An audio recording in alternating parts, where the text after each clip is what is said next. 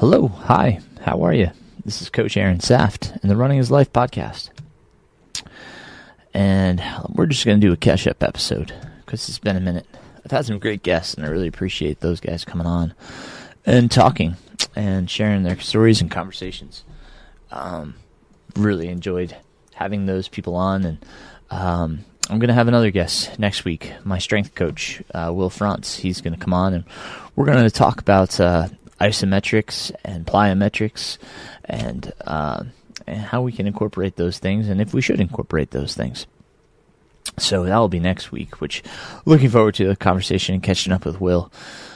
Such a great wealth of knowledge, and so we'll catch up next week. But for myself, I've started this crazy Misogi, and we'll call it. And for those that aren't familiar with the term, Misogi, I actually learned about this. Michael Easter talks about it in his book, The Comfort Crisis. But before that, he uses a story about a physical therapist out in California. And I went out to California, and little beknownst to me, we went to his workshop, P3, and at the time, there was a shoe company that they were formulating and making, and it was more of a tool. It was to help you learn how to run on the midfoot, and there was a crazy carbon plate. I wonder if I still have those around here somewhere. But it was a lever on the front of the foot so that you learn where to strike on the midfoot. It's crazy, tool, because it was like $199 shoe just as a tool to use to learn to run midfoot, which we kind of told them was a little bit crazy to buy this tool for $200 to learn to run midfoot. It never really got off the ground, but it was a cool shoe, and they flew us out there to kind of get our thoughts. They gave us a pair of shoes to check out. We got to check out P3, which is this clinic that is at the forefront. For those that don't know this place, what they do is they run NBA scouts, NFL scouts through this regimen and kind of weed out what their strengths are so that they can tell the scouts, hey, this guy would be a perfect match for a team that's looking for somebody that can drive to the right side lane, or for a running back that, doesn't have hamstring problems, or they can weed out all of this crazy stuff. Super cool. We went in there, and he had open sourced an Xbox 360. I'm just going crazier and crazier here, but he used the kinetic part of the Xbox 360, so the video camera, to do a functional movement screening on us. In other words, we went through a bunch of different movements like squats and lunges and calf raises and all sorts of stuff, and it kind of lit up areas where we either had a lack of mobility or a lack of strength, or an area that was potentially injurious, an area that needed work, which at the time I think I had a left calf that was acting up, and my left calf was like red, and she just told us that that left calf was problematic, and it was at the time. It was pretty incredible. Guy's a genius, but all of that to say, he was the one that told us about Misogis. And Michael Easter actually talks about it in his book, the story he shared with us, that he took a really heavy stone and went into probably 15, 20 foot deep water in the ocean, and with a partner, they were going to move this stone a half mile underwater. So one person would go down, grab the stone, and walk on the ocean floor for as long as they could hold their breath. Drop the stone, come back up. The other person would then go down while the person that was just down there recovered, and they would alternate until they hit like a half mile. Now, what this was a challenge that they wanted to accept. Two rules were there was a high probability of failure, but the second rule was you can't die. So this was the Misogi he accepted, and he does one once a year. Another one was like stand-up paddle boarding in open water out to some island that was like 20-something miles or something like that of paddle boarding in open water in the ocean. Just some really challenging things to really connect with himself. Probe his limitations, find a little deeper meaning and maybe some strengths that he didn't know he had. So which when I listened to The Comfort Crisis, and I've been talking about that a lot because the book really hit home in many different ways.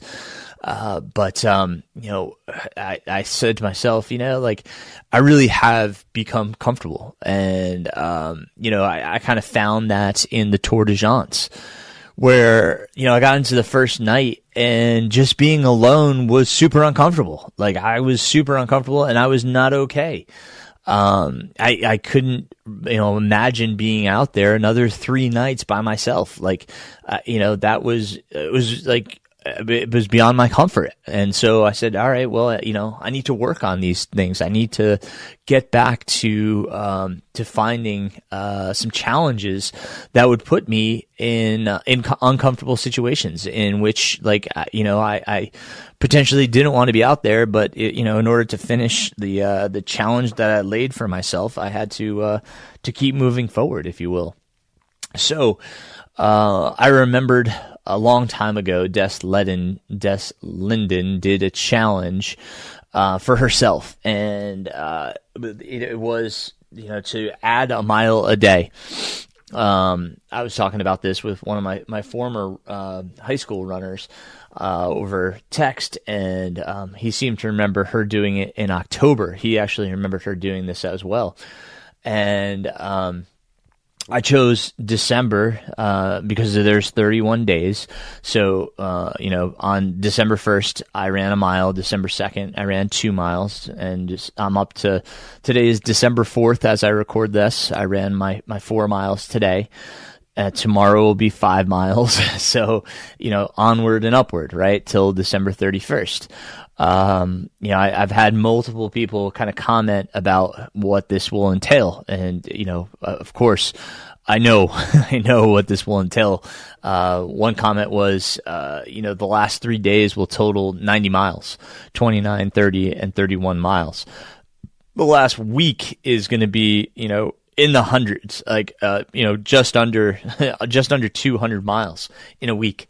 So, I know what I'm getting into, but again, this was a challenge for myself. And when I look back at, where I've had and what I've done in my running, this is going to be hard. No doubt in my mind, this is going to be hard.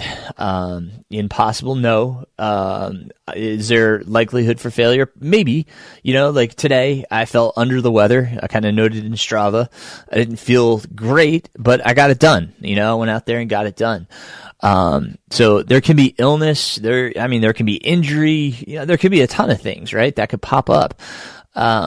That are unforeseen. So, it's not 31 days in a row, especially, in those last couple of weeks where, I'm facing 20+ mile days. It's going to be a challenge. It really is. But I look forward to that challenge, and it's hard. I noted in Strava as well that it's hard to stay present without thinking forward and thinking about what's to come. Here I am in week 1 and I'm in the single digits for my runs. It's not challenging. No, it's like I almost want to run more, but I went into this with a few good weeks of training. I had a few weeks in the 70s, then I had 1 week at 80, and then last week was actually 90 miles with a 33-mile run with Nathan. Yeah, he's training for his own. He's doing an FKT on the Foothills Trail. He's doing an out and back, and he's done so much for me. So when he said, "Hey, can you come out and help me with this run?" I couldn't say no. So I went out there and had a really good training run, and then took Sunday off. We did that Saturday, and then it was perfect going into this first week with the single digits, just recovery from not only a big 33-mile run, but a 90-mile week. So, it's perfect for a recovery week. So it kind of set it up well. But yeah, I mean, I know this is going to be hard, and I know that, I'm going to be tired. I have to focus on nutrition. I have to focus on sleep. I have to focus on hydration. I'm trying to get my work done now ahead of time so that, as the miles pile on, and especially getting around the holidays, that, I don't have much else to do other than spend time with my family and go for my runs. But I know that when we get into those 20 plus mile days, it's going to be hard. And I've done that kind of stuff in the past. My history in running, I used to train 100 plus mile weeks when I was in college running for NC State, got into, probably I would guess probably late sophomore year, junior year, we were doing 100-mile weeks, and it's hard to really say whether that's a reality. We didn't have GPS at that time, right? So we kind of guesstimated. We based everything off of like 7-minute pace, and at times I'm sure we were running much faster than 7-minute pace. So, with that said, who knows what exactly I was doing. Post collegiately, I do know then, we would drive the routes, so I'd get a general ballpark as to how long things were, or I would know, how long a trail was, or, et cetera, so that I would get an idea for how long I was actually running. My highest week back then, training, post collegiately, was, around 120 miles, I think, was the highest peak week I ever had, and that was training for the Boston Marathon. Of course, I've done the Bigfoot 200. That took me, just over 3 days to complete. So, I have these experiences that I can rely upon and know that it's possible, right? So, while I'm eager to kind of get into some of this mileage, I have to be smart about it. It's going to take some real patience and execution, but this challenge is going to be fun.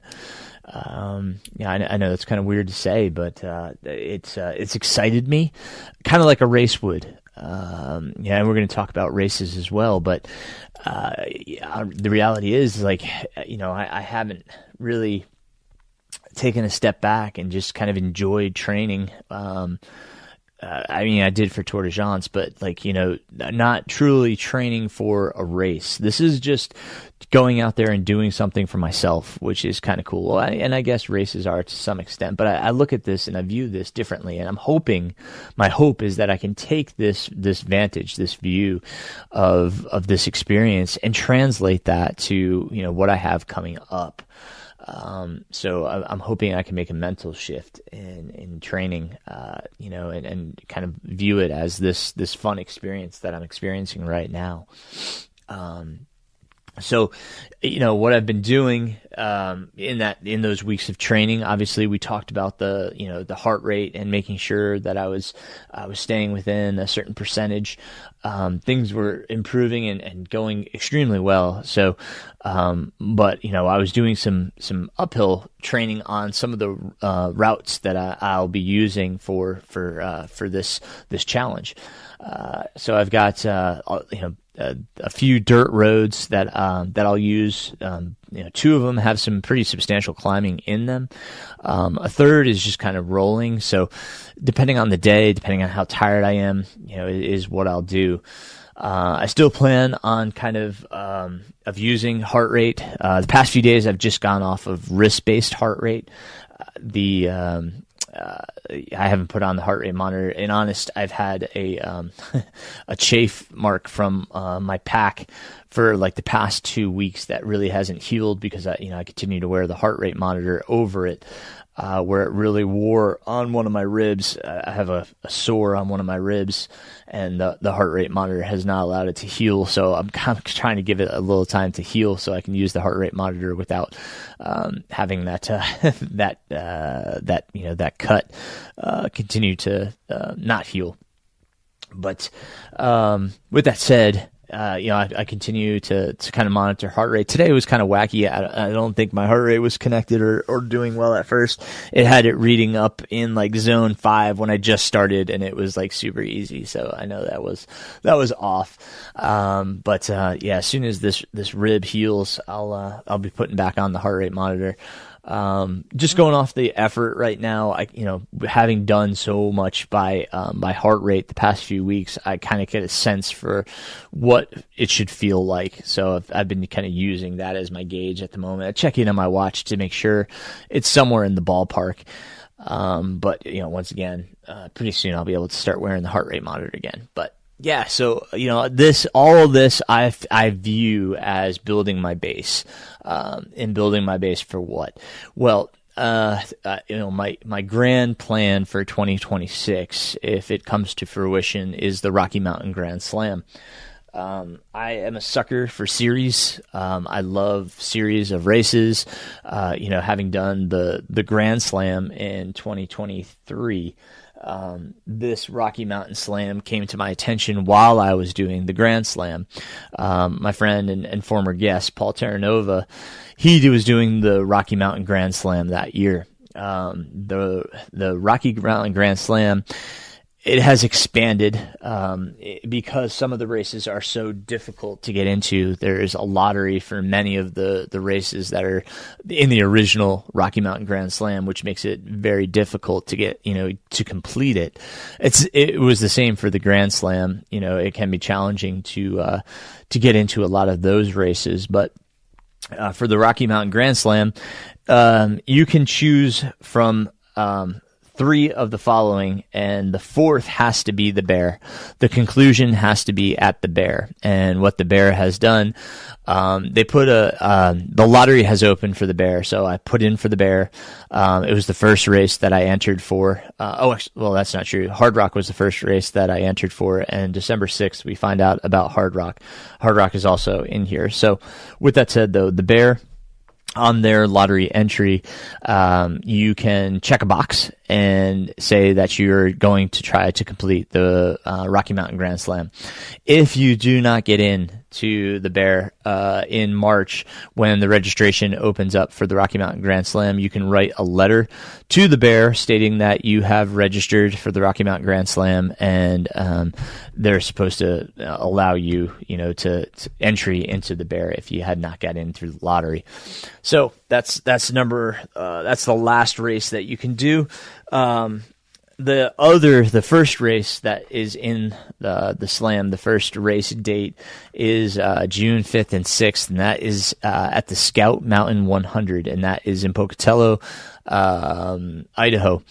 And that race had registration open Monday, and registration was difficult. There's only 50 male spots. There's 50 male and 50 female spots.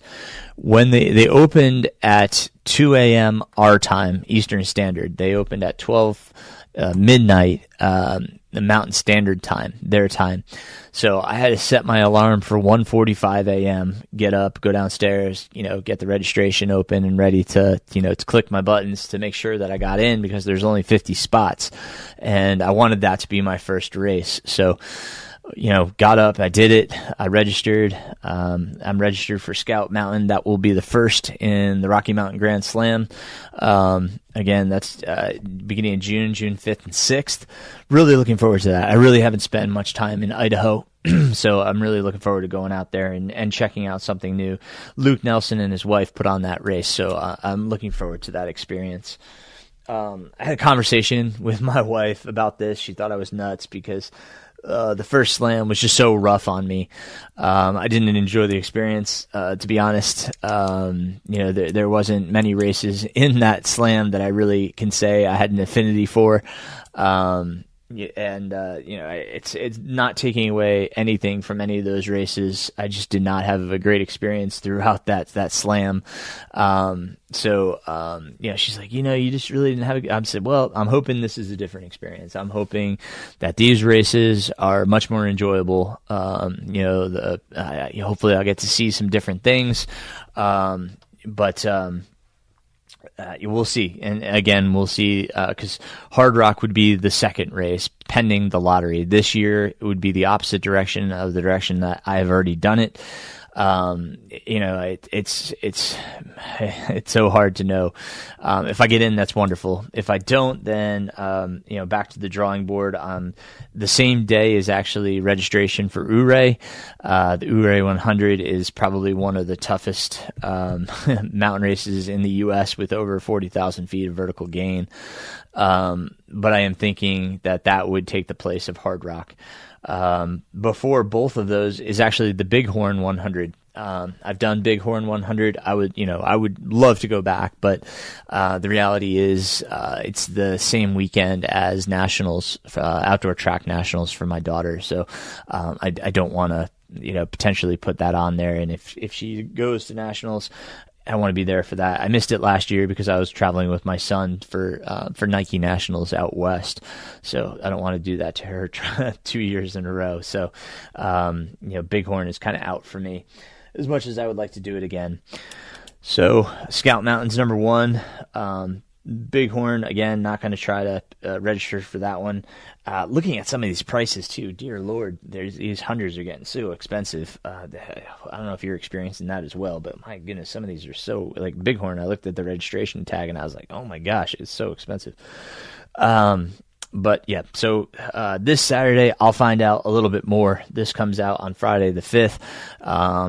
December 6th. I'll have a follow-up with you guys next week after my conversation with Will and let you know what ended up transpiring, whether I got into Hard Rock or signed up for Ouray. Either way, we'll figure it out. So those would be the next two. Crazy Mountain is at the end of July. That was another potential out in Montana. I've heard such great things about this one. I had it was a really big toss-up. And that's something I really want to talk to my wife about because I want her to enjoy some of this too. The recovery time would be a lot more between Scout Mountain and Crazy, but then going into August, I would have a lot less recovery. So Scout Mountain to Hard Rock or Ouray is still plenty of recovery. So I think one of those is going to work better for the slam and then potentially just doing Crazy Mountain some other year.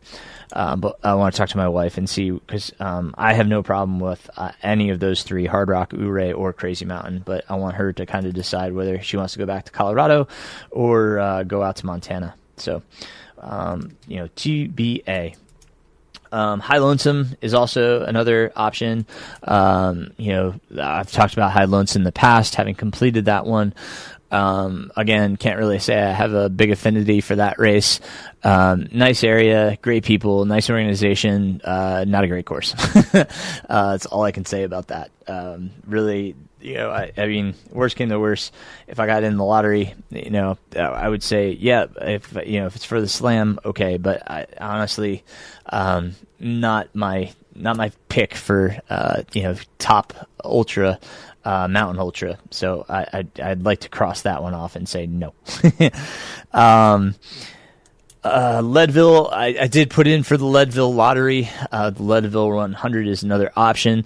I would say out of the Grand Slam races, like actually Leadville was probably one of the better ones. There's a lot and there's so many people in that race. I mean, nothing's perfect. Wasatch was beautiful. Wasatch is also another option, but it's too close to the Bear. And I can't travel twice out to to Utah that close. So, especially, that's September. So I have to cross off Wasatch. So that left me with, Leadville, or Wyoming 100. I'll put in the lottery for, Wyoming 100, but that's not until February, and we don't find out until, March, I think, for Wyoming 100. So, as it looks right now, Scout Mountain is a definite. The Bear, definite. Those are 2 out of the 4. This weekend, we'll find the third, be it Hard Rock or Ouray. The following weekend, or I guess it's December 14th, would be registration for Crazy Mountain. So, again, just want to have a conversation with my wife about that one. Those would be 3, and then we'll see what happens with the Leadville lottery or potentially the Wyoming 100. So I have some conversations to have with my wife about this, about the logistics and feasibility of it all, because obviously it costs money for traveling and stuff. I told her I would just do these pretty minimally. And by that, I mean just go solo. Of course, she wants to go. She wants to be there and crew and be a part of it. So, I didn't want to put a lot of expense. Love for my daughter and my son to come along for, 1 or 2 of these to kind of see it and be a part of it. But, but again, we'll kind of see how that goes. So, yeah, so that's the Rocky Mountain Grand Slam. It's like I said, it's tough to get into some of these races. It's expensive, to register. So, want to make sure that everything makes sense for travel, for budgetary reasons. So, but I'm excited. I'm excited to potentially do this. Some of them have registration requirements, and it's so crazy how different the requirements are, like what they want, and the timeline that they want it. But to each their own. Everybody has their own reasons for creating these requirements, and I got to respect it. The other part of it too is like each has probably a volunteer requirement. I know Scout Mountain, they're very specific. They don't want you just doing like community service. The trail work that I do at the middle school and high school, that doesn't count. It's got to be kind of with a race organization that is designated trails for a race, or you can volunteer at a race. It has to be directly tied to the ultra running and trail community, which is cool. That's fine. That's their prerogative. But I know for Scout Mountain, you got to have 8 hours. So yeah, I mean, each of them, probably has their, and I intend, I know that, you could use the same 8 hours for multiple races, but I plan on doing my work, and doing service for each of them to fulfill that, out of respect not only for the race organization and their set of established rules, but also to obviously better serve our community and do something for our community. So be it volunteering at a race or volunteering on the trails. Certainly it's tough to find the time. Saturdays are usually track meets and stuff, so I'll have to figure that out. But it's part of it, right? Like going into this challenge here, this Misogi of mine, adding a mile a day.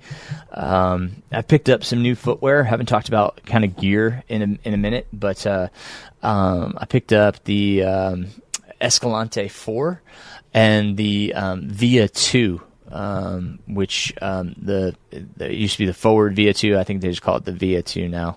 Maybe they still call it the Forward Via 2. I'm not sure, but anyway, 2 very different shoes. The Escalante 4, 0 drop, pretty minimal. I already had the Escalante Racer. The Escalante Racer just has a little less midsole. So, just a little thinner. The Escalante 4, I got that just because it does have a little bit more cushion, but still, pretty minimal. I like that feeling. But some days you want a little bit of ramp and a little bit more cushion, and that's where the Via 2 comes in. I already have the Torin 8 in my lineup, so I have something in between so far as like cushioning goes. So I have the Escalante Racer 2, the Escalante 4, the Torin 8, and the Via 2. So, I've got a good lineup there for road shoes, which I've been kind of rotating through, kind of sliding in that Via 2 pretty much every other day, just to kind of vary up the ramp that I'm running on. I'm still running in the Olympus 275 when when I did the 33 miles with Nathan this past weekend. I used the Olympus 275. Got a pair of the Prodigio Pro Max. Not a bad shoe. Haven't put a ton of miles onto it just because I haven't been running, a lot of designated, even just like, pure gravel. I don't think I really need them for gravel, but I haven't been doing a lot of trail. I've been doing quite a bit of gravel road, but I also been doing pavement to get to the gravel road. So I like something that's a little bit more hybrid, and that's where the Olympus 275 has kind of served me well. Still have a pair of the Mountain Racer 4s, the Topo Mountain Racer 4s, but again, I really just use those for single track, and I really haven't been on much. So, but yeah, having that nice rotation, I will say, it's kind of refreshing. I know a lot of people can't swing a lot of pairs of shoes, in that way. But I figured for doing this many miles, I'm definitely going to have to kind of keep it fresh and kind of keep the rotation going. So that's why I have so many shoes in the rotation, because of the amount of miles that this is going to take. I don't want my shoes to feel dead and have to buy a pair kind of midway through this this experience. So I have a good rotation, going into this. They all feel, really good. So I'm pleased with that. Looking ahead to the Rocky Mountain Grand Slam, I'm hoping to get a little more experience with the Prodigio Pro Max. I think those could be potentially a good option for me. We'll see. We'll see how they do. I've always liked the Topo Mountain Racers, the 4. I kind of talked about the problems I had with the insole. If you don't remember that, training for Western States this past year, I did a lot of like creek and river crossings, and the insole actually deteriorated. For those of you that don't know, they used kind of almost like a TPU pellet that you would find in a midsole, and they kind of glued it, if you will, together on the insole. So it's all these like little beaded pellets, and it just deteriorated. A little bit leery. I've used some aftermarket insoles to kind of fill the void there. The best one that I've had and experienced and kind of enjoy is the Lems Adventure. It's a simple, really simple insole over the counter. No arch support. It's really just a liner, but it's thick enough that it feels good underfoot, and it has a wider toe box, so fits well into the Ultra and the Topos. But the only problem with it is a lot of times the sizes are out of stock. So, but if you're having problems with your insoles, I've experienced some problems with the Ultra Olympus 275 insoles as well, with it folding, crumpling, coming out. So we glued some. It's called Poron. It's basically what most insole liners are made of. It's kind of a foam. We just glued a thin layer onto it, which kind of stiffened the insole a bit more. And again, when those Lems Adventure insoles come back in stock, I'll probably buy a pair or two to put in my trail shoes, because they seem to work well, and I think that would resolve the Topo Mountain Racer 4s, that issue with that insole. So Otherwise, that's kind of where I've been with my gear. I've been using the Kyla, the Kylas Fuga. That was one of the sponsors, or the title sponsor for the Tour de France. I've been using their pack. It's their 13 liter. It's got a BOA system for tightening the sternum straps, which has worked well. The only problem with the pack is that they have these really small 500 milliliter flasks with a really skinny nozzle. And they're short bottles, so you can't put in the normal long Solomon flasks. So it's very limited as to what you can use bottle wise for it. So I've been using a bladder with it, which has been fine. It actually fits. It doesn't bounce. I like the fit a lot. I haven't really been turned off to the hydration, the bladder. So I'm kind of actually digging it. The Solomon Advanced Skin has been my go-to for so long. But it always kind of had a bounce to it. Whereas, I've really been pleased with the fit and function of this Kylas Fuga pack. Served me well. So I used it with the 33 miler the other day, and it was solid. So using that for most of my long runs. So far as nutrition goes, I've been carrying some baby food. I think it's Happy Tot. So kind of doing some real food. I've also been carrying either gummy bears or gummy Coke bottles, which are some of my favorites, as well as some Dots pretzels, just the original. So kind of, getting away from the sports nutrition, seeing if my stomach does better with regular food. I will say my diet's going well. Weight is actually coming off, which is nice to see. I'm just not eating as much crap, which is, the kind of the nice thing about, focusing on your diet is like not eating so much junk, which has been good, so, things are moving in the right direction. Recovering well, and trying to sleep well. So, I think everything's trending right. So, just going to keep moving forward, 1 mile a day at a time, and trying to keep enjoying the sport. All else is going well. Again, appreciate those that have reached out about coaching. I'm still got a few roster spots. If anybody's interested in talking about coaching, you can reach out through my website, runningislife.run.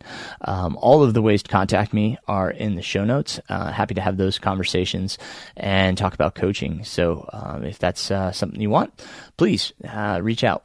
And I hope everybody had a great Thanksgiving and getting ready for this holiday season. If you're having a tough go, I know it's been a tough year for many. So if you're having a tough go, please, reach out. Like, if you're not reaching out to me, you reach out to a friend, a loved one, anyone. I know things don't always go right, and this time of year that can be tough. So don't feel you're alone. You're not. You can reach out. They can reach out to me. I'm happy to kind of talk and just listen. That's part of it. I'm here for you. So I thank you. I thank you for being here for me, for listening, for being a part of this. It's wonderful. And I thank this community so wholeheartedly for being a part of this podcast and for making it what it is. And that's enjoyable. So thank you. Until next time, my friends, keep moving forward. Running is life.